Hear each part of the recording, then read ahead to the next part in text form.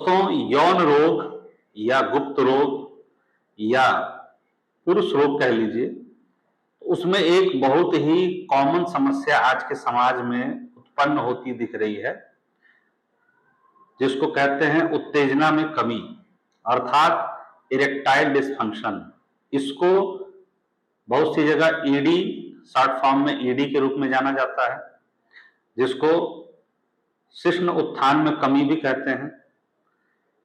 तो समस्या ये है कि इरेक्टाइल डिसफंक्शन या ईडी, कॉमनली आज के वीडियो में हम ये जानने का प्रयास करेंगे कि होता क्या है, किस वजह से होता है और इसके साथ कौन कौन सी बीमारियों का कारण बन सकता है और कौन सी बीमारियों के कारण इरेक्टाइल डिसफंक्शन होने के चांसेस बढ़ जाते हैं और इसकी चिकित्सा कैसे होती है, चिकित्सा सूत्र क्या है, क्या हम करें तो इससे बच सकते हैं। दोस्तों, आज के वीडियो शुरू करने से पहले एक रिक्वेस्ट है आपसे कि वीडियो को ज्यादा से ज्यादा शेयर करें, लाइक करें और चैनल को अगर सब्सक्राइब नहीं किए हैं तो उसको सब्सक्राइब कर लें, ताकि इससे शेयर करने से ज्ञान सरल सामान्य भाषा में लोगों तक सारी ज्ञान पहुंचे, जिसका सब लोग लाभ ले सकें। तो चलिए दोस्तों, वीडियो को शुरू करते हैं।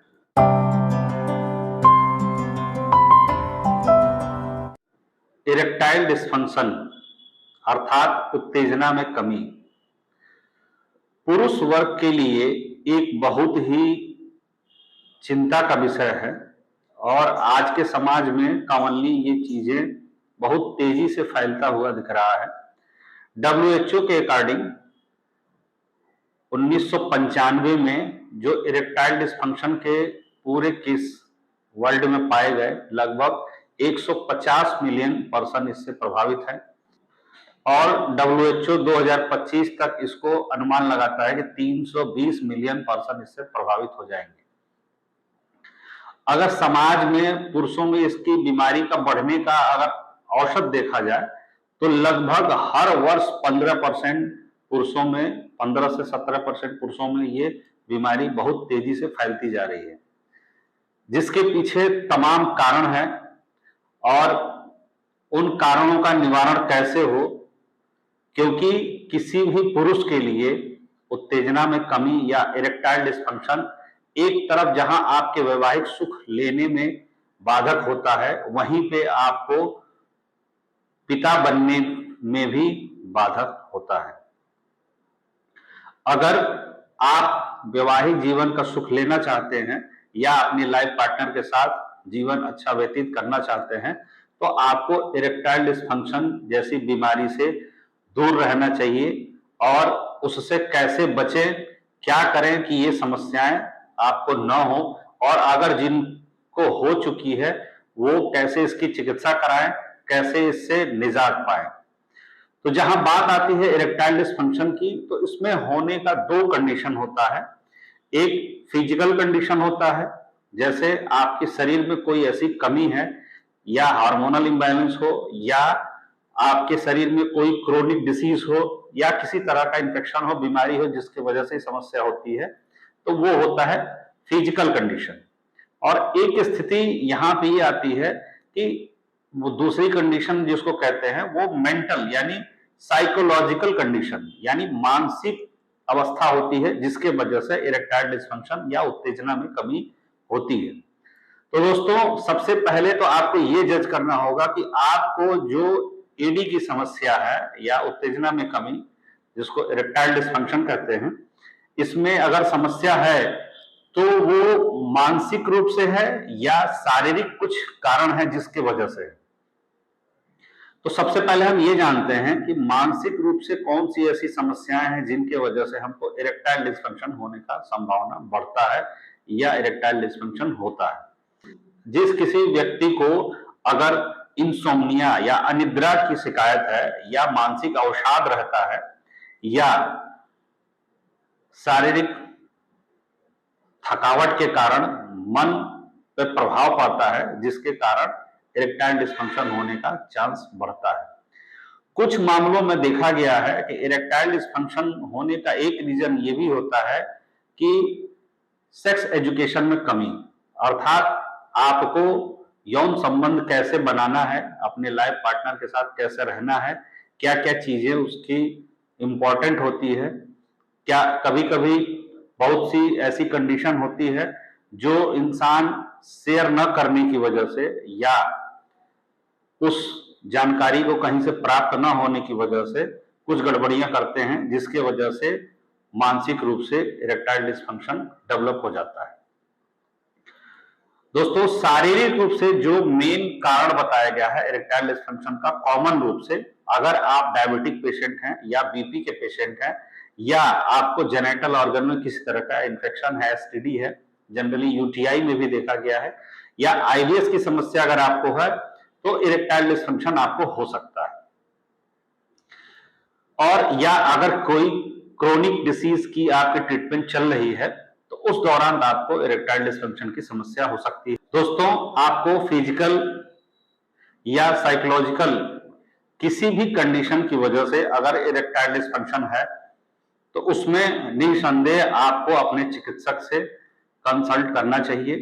कभी कभी जरूरी नहीं है कि इस रोग के लिए आपको मेडिसिन ही प्रेफर किया जाए, कभी कभी बिना औषधियों के एक काउंसलिंग से भी आपकी चिकित्सा हो जाती है। ज्यादातर साइकोलॉजिकल कंडीशन अगर आपको डिस्टर्ब करता है या आपको किसी तरह की समस्या है जिस वजह से आप मानसिक रूप से डिस्टर्ब हैं, तो उन कंडीशन में ईडी की समस्या आपको हो सकती है, जहां औषधि के साथ साथ आपको काउंसलिंग की जरूरत होती है और आपका चिकित्सक एज ए काउंसलर आपको सारी चीजें गाइड करता है और आप स्वस्थ होने की ओर अग्रसित हो जाते हैं। सामान्य रूप से हम इसको ऐसे जानते हैं कि अगर आपको ईडी की समस्या हो चुकी है या नहीं होने देना चाहते हैं तो उसके लिए आपको अपनी दिनचर्या, ऋतुचर्या और लाइफस्टाइल, जिसको कहा गया है मॉडर्न में लाइफस्टाइल, आप अगर अपना बेहतर रखते हैं, कब खाना है, कब सोना है और किस ऋतु में किस चीजों का परहेज करना है, अगर इस चीज का आप ध्यान रखते हैं, रेगुलर एक्सरसाइज अगर करते हैं और अपने स्वास्थ्य की अच्छी देखभाल करते हैं तो आप इरेक्टाइल डिस्फंक्शन से बच सकते हैं। दोस्तों, समाज में एक बहुत ही गंदी भ्रांति है कि हमें सेक्स के बारे में या यौन संबंध के बारे में कहीं पे न पढ़ाया जाता है न बताया जाता है, जिसकी कमी के कारण तमाम भ्रांतियां मन में पालने से आज के नौयुवाओं में या प्रौढ़ पुरुषों में या बहुत से ऐसे युवा हैं जिनको ये समस्याएं बढ़ती जा रही हैं। इसके लिए सबसे पहले मेंटल हेल्थ को सही करने के लिए सेक्स एजुकेशन बहुत ही जरूरी है। उसके साथ साथ अगर आपको किसी तरह की मानसिक समस्या है तो आप अपने चिकित्सक से मिलके आप अपनी काउंसलिंग या चिकित्सा अच्छे से कराएं और ऐसी भयानक बीमारी जो इरेक्टाइल डिस्फंक्शन के रूप में जानी जाती है, इससे आप बचें। दोस्तों, कॉमनली चिकित्सा में जो औषधियां यूज की जाती हैं, इसमें सामान्य रूप से वैसे किसी भी औषधि का अपने चिकित्सक के परामर्श के बिना आपको उसका उपयोग नहीं करना है, क्योंकि किसी भी औषधि की अगर बेनिफिट आपको मिलता है तो उसका साइड इफेक्ट भी होता है। और ये भ्रांति बिल्कुल आप निकाल दें कि आयुर्वेदिक औषधि है या कोई भी पैथी दुनिया में अगर है किसी भी चीज की, आप एक सामान्य रूप से भोजन आपको रिएक्शन कर सकता है तो औषधि भी रिएक्शन कर सकती है। बस ये हो सकता है मॉडर्न औषधियों के कंपैरिजन में जो आयुर्वेद की औषधियां होती हैं वो कम नुकसानदेह होती हैं, लेकिन फिर भी स्वास्थ्य पाना ज्यादा हितकर है, तो उसके साइड इफेक्ट से बचना है तो चिकित्सक से राय करके ही अपनी चिकित्सा कराएं। कोई भी औषधि लेने से पहले एक बार अपने चिकित्सक से जरूर परामर्श करें। सामान्य रूप से मार्केट में मिलने वाली जो औषधि है, जैसे टेंटेक्स फोर्ट होता है जिसको आप यूज कर सकते हैं, टेंटेक्स रॉयल आता है हिमालय ड्रग्स का जिसको आप जनरली ईडी के लिए इस्तेमाल कर सकते हैं। और क्लासिकल मेडिसिन में मकरध्वज या सिद्ध मकरध्वज आता है, जिससे आप अपनी शुरुआती अगर आपको समस्या है ईडी की, इरेक्टाइल डिस्फंक्शन या उत्तेजना की कमी हो रही है, तो उसके लिए आप अपनी इस औषधि को ले सकते हैं परंतु कभी भी कोई औषधि लेने से पहले आप अपने चिकित्सक से एक बार राय जरूर करें। दोस्तों, इसी प्रकार सरल सामान्य भाषा में आयुर्वेद और आयुर्वेद से जुड़े हुए तमाम पक्षों को जानने के लिए मीडियम आयुर्वेदा चैनल को लाइक करें, सब्सक्राइब करें और शेयर करें। धन्यवाद दोस्तों, नमस्कार।